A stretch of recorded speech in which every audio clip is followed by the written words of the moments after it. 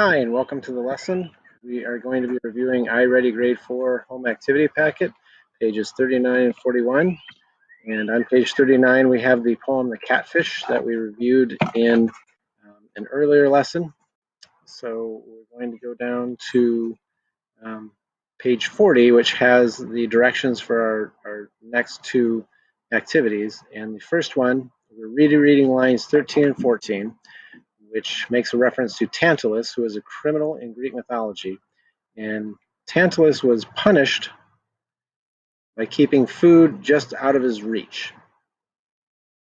So the story of Tantalus, if you imagine, if you're really thirsty and there's a glass of water sitting on the table, and as you reach for it, the glass scoots out of your reach, and you can never get it. So you can never have the drink that you need to quench your thirst. That's what happened to poor Tantalus. And the poet describes the cat in the same way.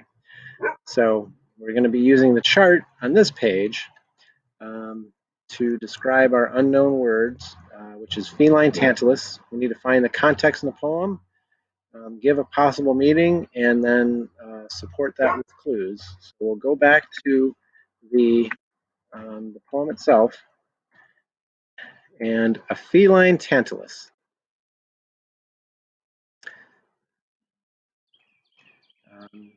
So forever chasing his fishy tail, or his fishy self to rend. Now, if we don't know what rend means, that rend is to tear apart. So I might add a note there, to tear apart.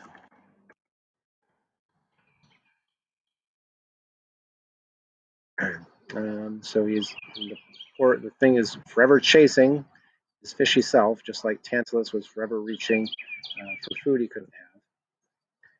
His finny self forever self-effacing in circles without end. Now, self-effacing, that even if you don't know what that is, you can get a clue from in circles without end. So you can picture the catfish that they have drawn there chasing itself forever and ever and ever in circles. But self-effacing means to put yourself down or to tear yourself down. So that gives us some clues as to what the poet means by a feline Tantalus.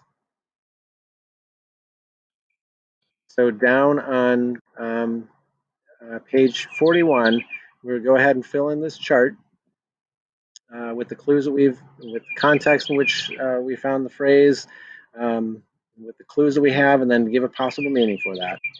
And then it's asking us to write in our own words, using details from the poem, why the poet calls the catfish a feline Tantalus. We just went over some of those clues, so go back and look at the poem. Think about those clues, and you think about, for yourself, explain in your own words why you think the poet describes the catfish this way. So go ahead and try that on your own. If you need any other help, feel free to reach out to me or to your homeroom teacher. And thank you for coming to the lesson.